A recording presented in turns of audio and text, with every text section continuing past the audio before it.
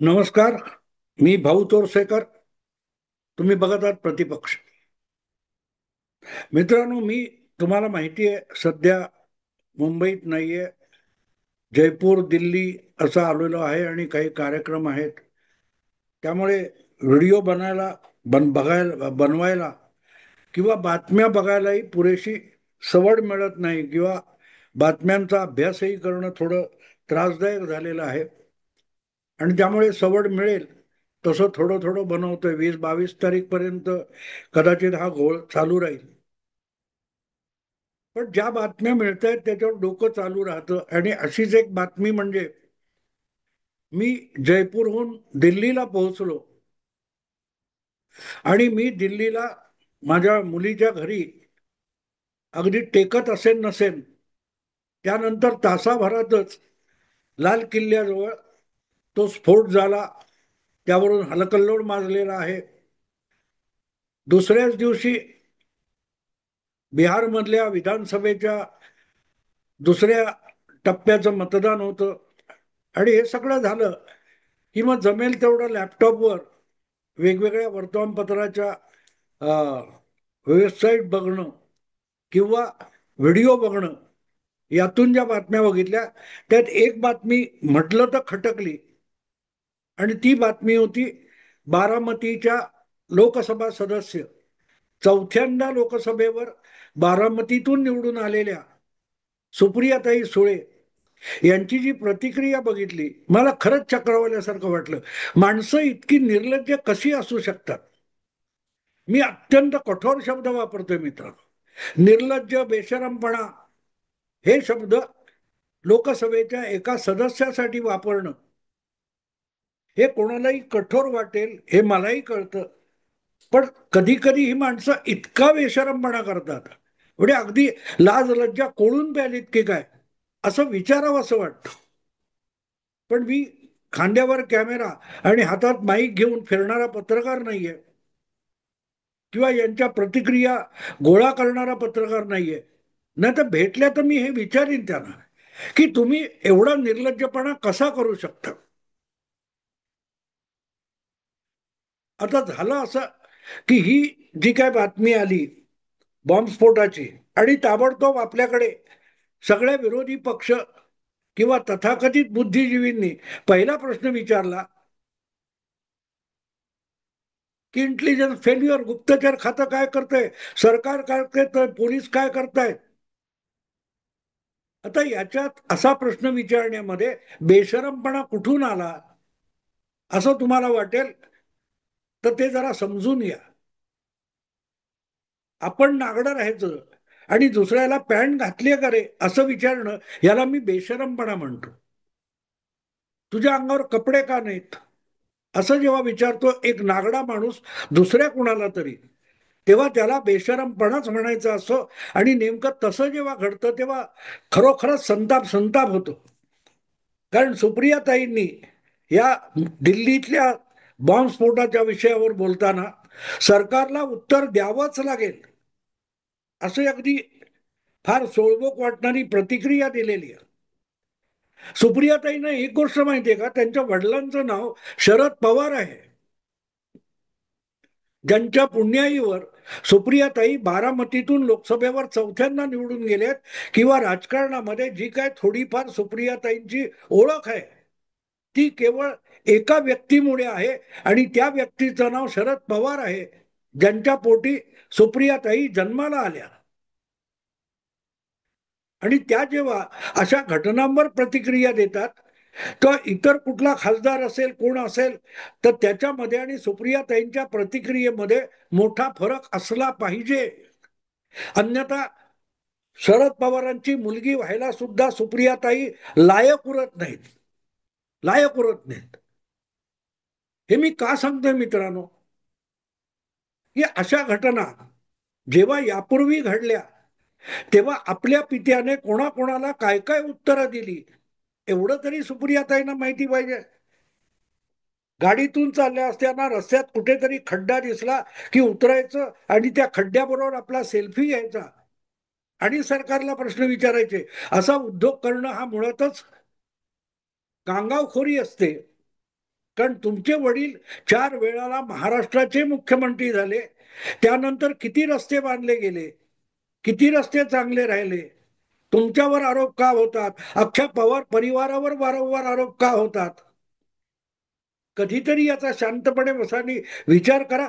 इतरांना प्रश्न विचारण्यापूर्वी आपल्याविषयी जे जे प्रश्न विचारले जातात त्याचं एक दिवस 3 तास कुठच्या तरी मंचावर उभं राहून सुप्रियाताईंनी उत्तर देण्याचा प्रामाणिकपणा दाखवावा. सरकार त्याला जबाबदार आहे आणि सरकार उत्तर देणार आहे. पण मोदी सरकारची खासियत अशी आहे की हे मोदी सरकार कृती करतं आणि कृतीतून उत्तर देतं. जे तुम्ही पाठिंबा दिलेल्या कुठल्याही सरकारला जमलं नाही, मग तुम्ही असो तुमचे पिताजी असो, शरद पवार ज्या ज्या सरकारमध्ये होते त्यांना यातलं काही जमलं. आत्ता आत्ता समोर आलेली गोष्ट आहे ना. मनमोहन सिंग हे प्रधानमंत्री होते आणि शरद पवार त्या सरकारमध्ये होते. त्या सरकारने मुंबईवर एवढा भीषण हल्ला झाला, त्याविषयी काय काय खुलासे केले कधीतरी सांगितले पवारांनी, किंवा त्यांना सुप्रियाताईंनी कधीतरी प्रश्न विचारलाय, माझ्या बापाला उत्तर द्यावं लागेल असं ठासून सुप्रियाताई कधी बोलल्या नसतील तर का नाही बोलल्या. आज जे तोंड वर करून तुम्ही भारत सरकारला, मोदी सरकारला, गृहमंत्री अमित शहाना उत्तर द्यावं लागेल म्हणता आणि सरकार किंवा प्रशासन व्यवस्था नाकर्ती ठरली अशी भाषा वापरता, तर तुमच्या घरातला कर्ता पुरुष, तुमच्या परिवारातला कर्ता पुरुष हा तुमच्या परिवारातल्या आणि जवळच्या नात्या गोत्यातल्या सोडून लोकांना कधी कर्तबगार ठरलेला आहे. आज जे उत्तर मागतायत सुप्रियाताई त्यांना आठवण करून देतो. 32 वर्षापूर्वी 1993 साली तुमचे पिताजी महाराष्ट्राचे मुख्यमंत्री होते आणि अवघा आठवडा पण मला वाटतं झालेला नव्हता ते मुख्यमंत्री परत एकदा होऊन चौथ्यांदा मुख्यमंत्री शरद पवार झाले. तेव्हा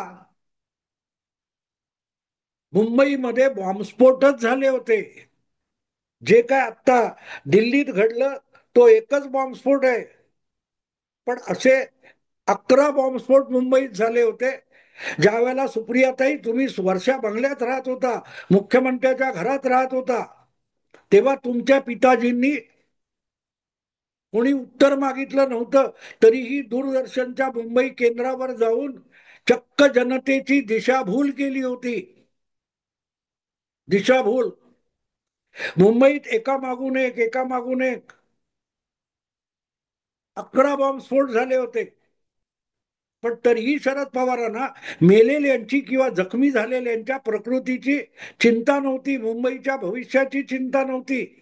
शरद पवारांना चिंता होती ती आपल्या मुस्लिम व्होट बँकची चिंता होती. म्हणून सगळेच्या सगळे 11 बॉम्बस्फोट हे हिंदू वस्तीमध्ये, हिंदू व्यापारी विभागामध्ये आणि बिगर मुस्लिम विभागामध्ये झालेले असल्यामुळे तुमच्या पिताजींनी धादांत खोटं बोलले होते दूरदर्शनवर.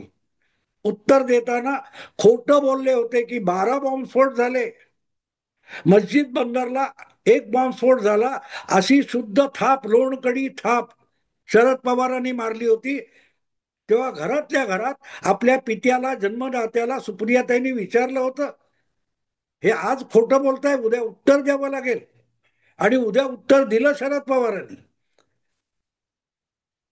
त्या घटनेला अनेक वर्ष उलटल्यानंतर एनडीटीव्ही नावाच्या वाहिनीवर वॉक द टॉक नावाचा कार्यक्रम शेखर गुप्ता करायचा. त्याला दिलेल्या चौपाटीवरच्या मुलाखतीमध्ये आपण किती धादांत खोटं बोलतो हे शरद पवारांनी कबूल केलेलं आहे. कधी विचारलं त्या जन्मदात्याला, का रे बाबा तू इतकं खोटं बोलतो, का वेळोवेळी खोटं बोलतो.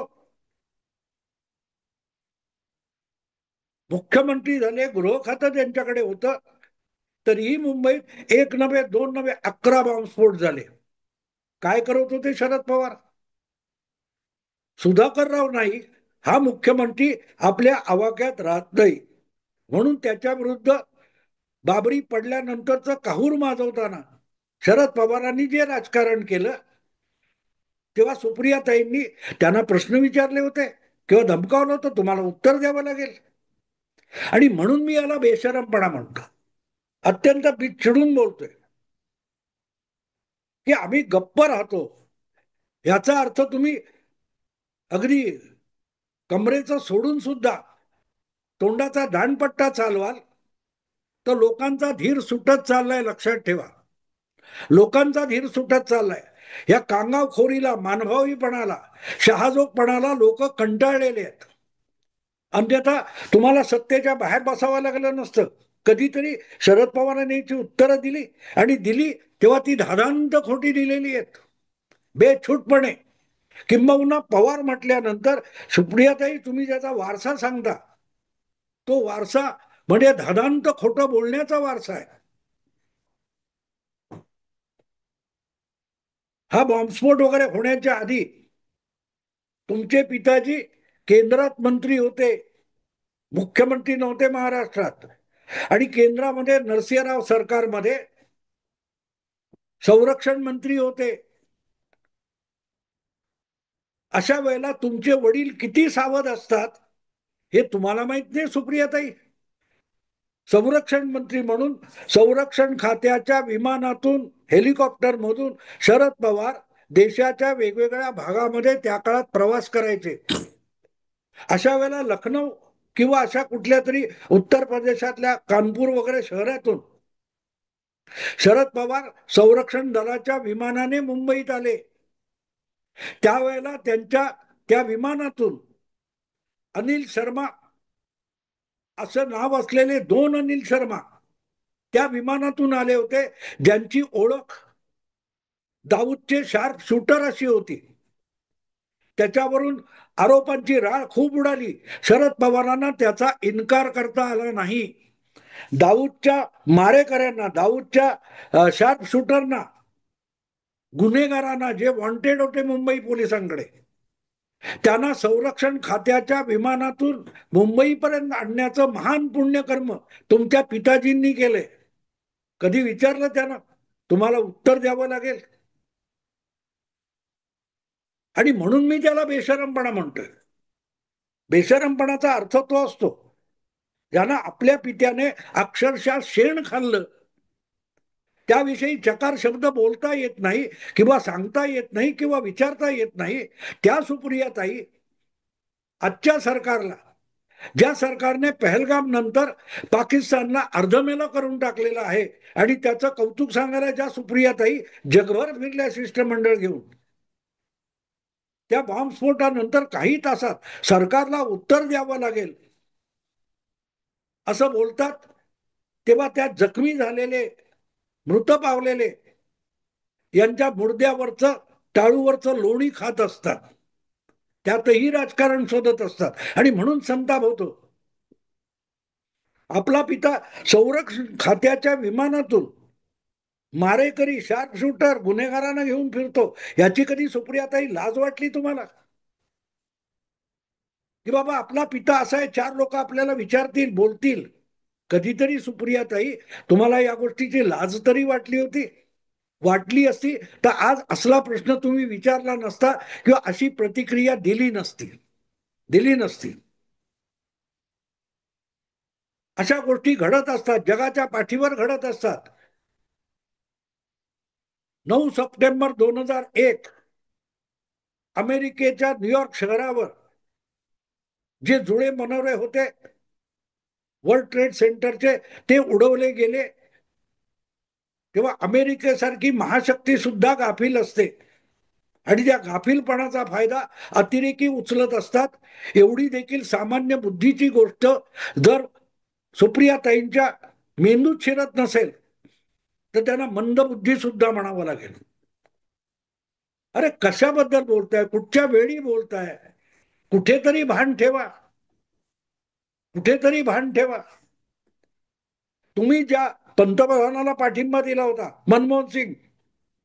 त्यावेळेला सुद्धा मुंबईवर भीषण हल्ला झाला होता.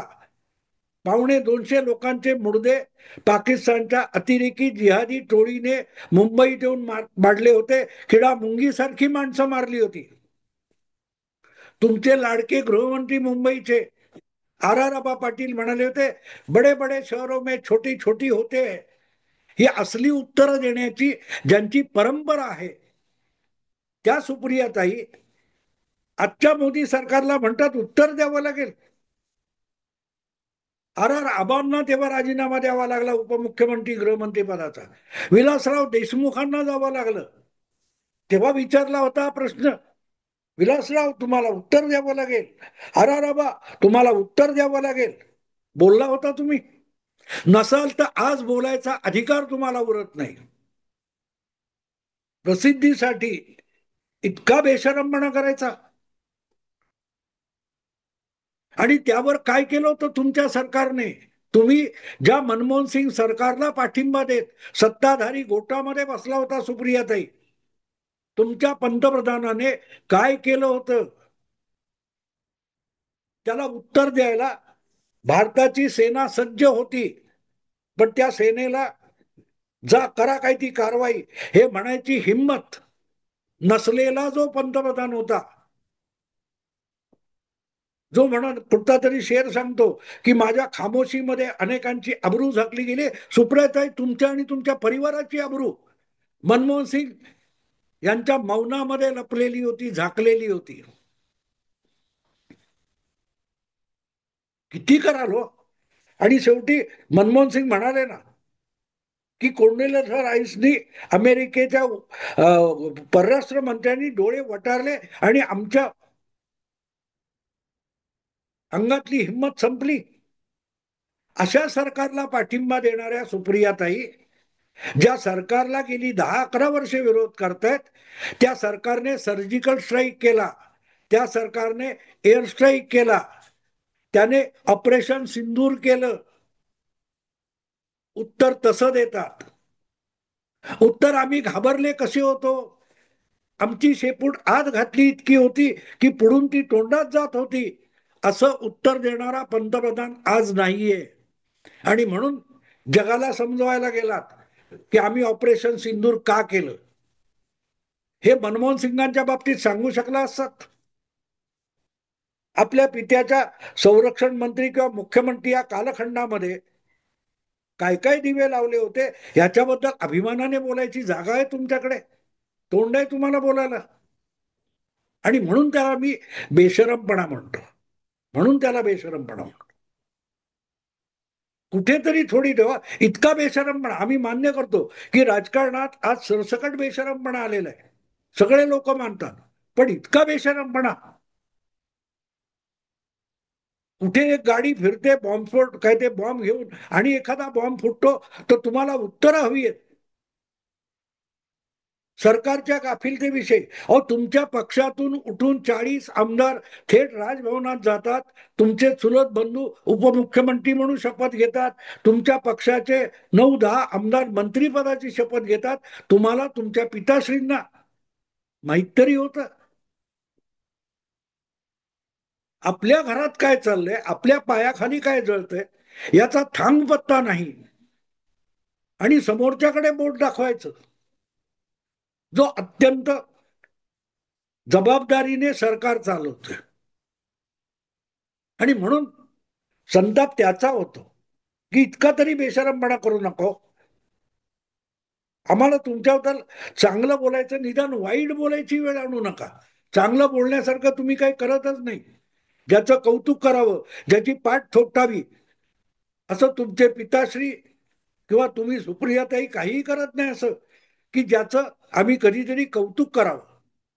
पण अगदी ओरखडे आणणारे, ओरबाडे काढणारे शब्द आम्ही वापरावेत, इतकी हौस तुम्हाला का आहे? सुप्रियाताई बेशरमपणा कशाला असं विचारायची पाळी तुम्ही आणता. इतकं पण नका करू. जेनजी काय झालंय, जेनजी जेनजी म्हणजे माहितीये ना, अशी जी घराणेशाही आहे त्याला संपूर्ण नेपाळ म्हणून निपटून काढलेलं आहे. जी गोष्ट श्रीलंकेत झाली, जी बांगलादेशात झाली, ती नेमकी पवार आणि बारामतीची परंपरा आहे, घराणेशाही. तेव्हा तो बेशरमपणा इतका करू नका की लोकांचा धीर सुटेल. त्या नेपाळच्या माजी पंतप्रधानाला रस्त्यात लाथ मारून ढकलून दिलं, एकाची बायको जळून मारली गेली. कशाला हो? जेव्हा सत्याचा माज उचलून तुम्ही परत त्रस्त लोकांना प्रश्न विचारणार आणि उत्तर द्यावं लागेल म्हणाल ना, तिथून जेनजी सुरू होत असतो. तेव्हा सुप्रियाताई, बेशरमपणा कराच, राजकारणात आहात, करावा लागणार, पण तो इतका पण करू नका, एवढी विनंती करून थांबतो. आवडलं लाईक करा, शेअर करा मित्रांनो, आणि प्रतिपक्षाला सबस्क्राईब करा. नमस्कार.